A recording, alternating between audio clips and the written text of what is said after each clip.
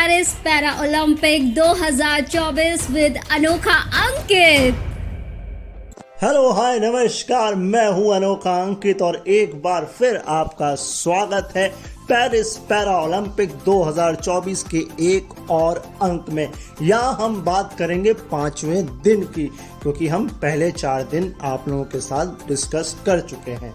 देखिए, एक ही गेम में तीनों मेडल आ जाएं तो क्या ही बात है। कुछ ऐसा ही करके दिखाया है भारतीयों ने। मुझे तो ऐसा लग रहा है कि मीटिंग तो निकल ली थी। अच्छा देख लो, गोल्ड मेरा नहीं आया तो तुम सिल्वर ले लेना, और तुम्हारा सिल्वर नहीं आया तो तुम ब्रॉन्ज ले लेना। ये कौन सी मीटिंग थी भाई। खैर, खुशी की बात यह है कि हमने टोटल 11 मेडल अपनी झोली में कर लिए हैं। पिछले अंक में मैंने आपको बताया था 7, यानी कि हमने कोटा में 4 और मेडल जोड़ लिए हैं। ये जो 19 का आंकड़ा है ना, वो मुझे अब दूर नहीं लग रहा है। वो कहते हैं ना, दिल्ली दूर नहीं, बस वही लग रहा है कि मेडल दूर नहीं। बात करूं मैं सबसे पहले तो बैडमिंटन में हमें तीनों मेडल मिले हैं। जी हाँ जी, 3 अलग अलग खिलाड़ियों ने हमें 3 अलग अलग मेडल दिलाए हैं। ब्रॉन्ज की बात करूं तो मनीषा रामादास ने हमको ब्रॉन्ज जिता दिया। हाँ, खुशी देखिए आप मेरी खुशी, एक्साइटमेंट में मेडल का नाम तक सही नहीं निकल रहा है। ब्रॉन्ज दिला दिया। इसके अलावा मुरुगेशन है, सॉरी, एक्साइटमेंट में फिर तो उन्होंने हमको सिल्वर दिला दिया। फाइनल में वो हार गई चाइनीज से। इस पर डिटेल में बाद में डिस्कस करेंगे। लेकिन नितेश कुमार भाई साहब गोल्ड, जी हाँ जी गोल्ड हमने अपने नाम किया है बैडमिंटन में ही। तो बैडमिंटन में हमें गोल्ड में मिला, सिल्वर में मिला, ब्रॉन्ज में मिला। और मैंने आपको पिछले अंक में ये बोला था कि ब्रिटेन के बिथेल के साथ इनका मैच है, नंबर 1 और 2। 1 को साबित करना था कि मैं 1 क्यों हूं, और 2 को साबित ये करना था कि मैं 1 को हरा सकता हूं, जो वो हो नहीं पाया। और 1 वाला जो है जीत गए, गोल्ड हमारी झोली में आ गिरा। इसके अलावा योगेश ने शॉटपुट में हमको सिल्वर जिताया। और शीतल देवी और राकेश कुमार, ये दोनों अपने इंडिविजुअल तो भले नहीं जीत पाए, लेकिन एक उम्मीद जरूर इन्होंने जगाई है मिश्रित युगल में। और ये दोनों पहुंच गए हैं सेमीफाइनल में अपने आर्चरी के मिश्रित युगल में, यानी कि एक मेल और एक फीमेल मिलकर जब खेलते हैं तो उसे मिश्रित युगल कहते हैं। SU5 कैटेगरी में हमको मनीषा ने दिलाया है ये जो ब्रॉन्ज मेडल आया है। और SL3 कैटेगरी, वो SU5 थी, और SL3 कैटेगरी में हमको नितेश ने गोल्ड जिताया है। कुछ निराशा भी हाथ लगी है, तो उस निराशा पर थोड़ा बात करते हैं। SU5 कैटेगरी में मुरुगेसन और मनीषा दोनों ही खेल रही थी। तो एक ने ब्रॉन्ज, एक ने सिल्वर। अगर मैं आपको चाइना की बात बताऊं तो टोटल 87 मेडल्स वो जीत चुके हैं, और उनके खाते में 43 गोल्ड हैं। बहुत आगे हैं भाई चाइना है। खैर, एक मैच और हो रहा था जिसमें हमको निराशा लगी है, और वो मैच हो रहा था SH6 कैटेगरी में। मिक्स का मैच हो रहा था, मिश्रित युगल जिसे कहते हैं हम। और ये मैच खेल रही थी नित्याश्री शिवान और शिवराजन, ये दोनों खेल रहे थे। लेकिन अपना ये मैच ब्रॉन्ज मेडल का मैच ये हार गए। निराशा हाथ लगी, एक मेडल और हमारे खाते में आ जाता। खैर, नित्याश्री जो हैं अब वो अपना ब्रॉन्ज मेडल इंडिविजुअल मैच खेलेंगी इंडोनेशिया की रीना मार्लिना के साथ। और हाँ, मैं पढ़ रहा था कहीं पर साथ के साथ ये जो मैंने आपको बताया ना, आपको क्या नाम बताया मैंने आपको, जो आर्चरी में है, वो जो है बेसिकली मिश्रित टीम युगल भी उसको कहते हैं। अब तो टीम तो है ही। हाँ, अब वैसे तो एक टीम इवेंट ऑलरेडी होता है, उसको सिर्फ हम टीम इवेंट्स के नाम से जानते हैं, और एक होता है मिश्रित टीम युगल। तो अब थोड़ा सा बस हल्का सा डिफरेंस है, नाम भर का फर्क है। खेल तो वो इंडिया के अंडर ही रहे ना, एक तरह से टीम ही खेल रहे हैं। सो ये है। चलिए आगे चलते हैं। मुरुगेसन का जो मैच था उसको थोड़ा डिटेल में ले लेते हैं। मैंने आपको पिछले अंक में बताया था मुरुगेसन खुद इंडिविजुअली नंबर 1 की खिलाड़ी हैं। यस, लेकिन अब भाई चाइना आ जाएगा तो फिर क्या ही किया जाएगा। उनके सामने थी यांग, है ना।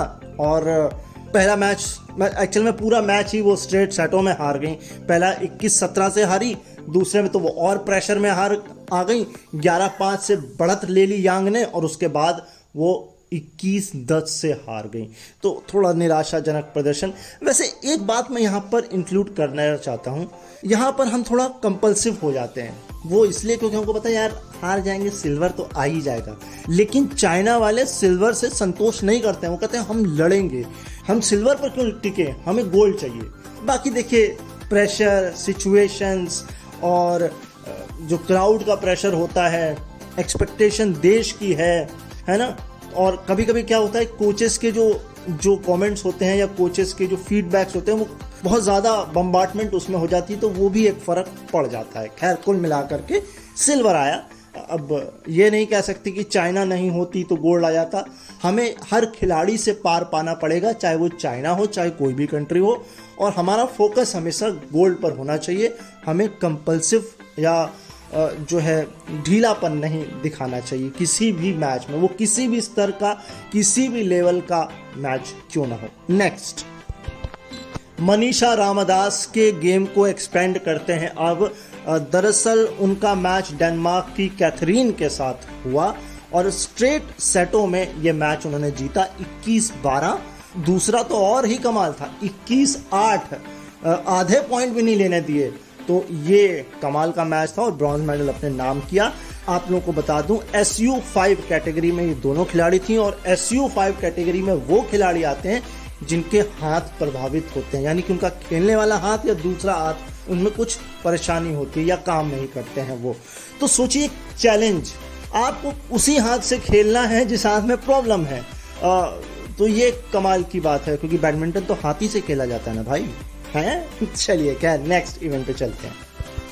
अब एक्सपेंड करते हैं शीतल देवी और राकेश कुमार का जो मिश्रित टीम इवेंट है, या इसे आप मिश्रित युगल इवेंट भी कह सकते हैं।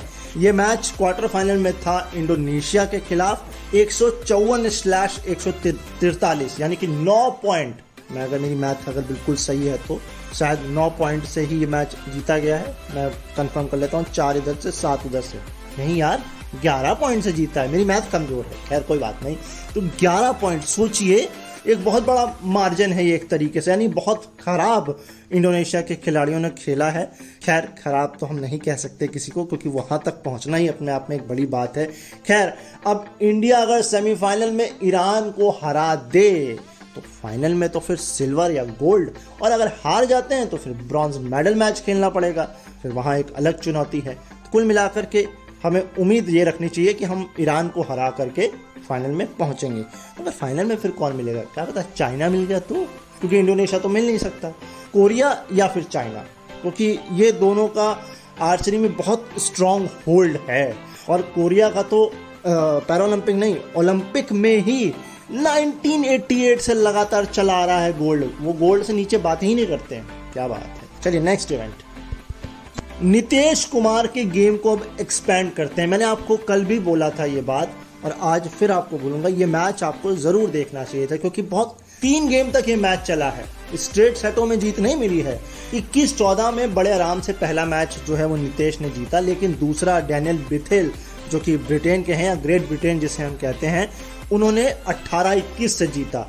तीसरा मुकाबला कमाल का था, एक समय 21-21 बराबर, 2 फिर लगातार पॉइंट नितेश ने लिए और गोल्ड अपने नाम किया। तो एक हाई प्रेशर मैच था ये, और तीसरे गेम में ये देखने को मिला कि क्यों नंबर 1-2 हैं ये दोनों खिलाड़ी। खैर SL3 कैटेगरी को एक बार फिर आप लोगों के लिए बता देता हूं, जो आज पहली बार इस शो पर जुड़ रहे हैं। इसमें वो खिलाड़ी आते हैं जिनके पैर प्रभावित होते हैं, या तो एक पैर या दोनों पैर उनमें कुछ दिक्कत होती है, तो वो खिलाड़ी SL3 कैटेगरी में खेलते हैं। मेरा ज्ञान भी बढ़ रहा है ना आपके साथ। हाँ, नेक्स्ट इवेंट, अगला गेम जो मैं आप लोगों के लिए एक्सपेंड करने जा रहा हूं वो है मेंस का शॉट पुट। जी हाँ जी, और शॉट पुट है कि डिस्कस थ्रो है, मैं कंफर्म करता हूं इसको। खैर योगेश ने जो है ये मैच खेला था F56 कैटेगरी में, और F56 कैटेगरी में जो है वो डिसेबिलिटी आती है जिसमें खिलाड़ी जो है बैठ कर गेम खेलता है। यस, ये डिस्कस थ्रो है। खैर 42.22 मीटर का अपना पहला थ्रो फेंका, ये उनका सीजन बेस्ट था, और इस पहले ही थ्रो के साथ उन्होंने हमको सिल्वर जिता दिया। तो खैर अच्छी बात है, सिल्वर एक और आया है और योगेश ने कमाल किया है। नेक्स्ट इवेंट, योगेश के बारे में आपको एक बात और मैं बता दूं, इन्होंने जो हमने टोक्यो में पैरालंपिक खेला था वहां भी सिल्वर जीता था, यानी कि अपने ही मेडल को डिफेंड भी इन्होंने किया है। और डिस्कस थ्रो था भाई, ये आपका जो शॉट पुट होता है उसमें गेंदी इतनी भारी होती है, 42 मीटर का, मतलब किसी का सर फोड़ना है आपने। खैर, आपको जब मैं अगली बार आऊंगा तो मैं बताऊंगा सुमित अंतिल और संजय संदीप और संदीप के बारे में, क्योंकि ये तीनों एक ही इवेंट F64 जेवलिन थ्रो में खेलते हुए नजर आएंगे। और मैं आपको ऑलरेडी बता चुका हूं कि पिछले बार के भी गोल्ड मेडलिस्ट हैं सुमित अंतिल, मेरे ख्याल से एक नहीं 2 बार के शायद गोल्ड मेडलिस्ट हैं सुमित अंतिल, तो भी अगर जीतेंगे तो वो तीसरा गोल्ड होगा। खैर, इसके अलावा जो एशिया पैरा ओलंपिक्स होते हैं हांगझोउ में जो हुए थे 2023 में, वहाँ तो इन्होंने वर्ल्ड रिकॉर्ड बनाया था 73.29 मीटर दूर भाला फेंक करके। लेकिन अब मुझे इस चेयर से खुद को फेंकना होगा, क्योंकि समय आज इतना ही है, क्योंकि खबरें इतनी ही थी, इतने ही मेडल हमारे हाथ लगे थे। कुछ और गेम्स जो हैं वो अगर जो रह गए होंगे तो नेक्स्ट टाइम हम आके ज़रूर कवर करेंगे। तो जाने से पहले क्या कहता हूँ मैं, ये था आप लोगों के लिए लेखा जोखा था मेडल्स का और लेखा जोखा जो मैंने आप लोगों के लिए पेश किया। और आपकी कोई शिकायतें हैं, गिले शिकवे हैं या पसंद आ रहा है तो radioudan@gmail.com पर जाइए, सब्जेक्ट पर लिखिए पेरिस पैरा ओलंपिक रिव्यू, और जो कुछ आपको उड़ेलना है वहाँ आप उड़ेल सकते हैं। और हमको पसंद आएगा या नहीं भी आएगा तो यहाँ पर पढ़ा जरूर जाएगा। इसके अलावा रेडियो उड़ान सुनते रहिए। Radio Udaan, a flight of life, India's only radio station run by persons with disabilities. जाने से पहले एक बात और कहता हुआ जाऊंगा, अपना ख्याल रखिए, मुझे अपने दिलों में याद रखिए, सुनते रहिए रेडियो उड़ान। मिलता हूं फिर एक नए अंक में आपसे पेरिस पैरा ओलंपिक के इस 2024 के विशेष एपिसोड में। 8 सितंबर नहीं तो 9 सितंबर तक तो मैं आपके साथ रहूंगा, क्योंकि 8 सितंबर को समापन हो जाएगा इन पेरिस पैरा ओलंपिक 2024 का। तो मिलते हैं नेक्स्ट अंक में, तब तक के लिए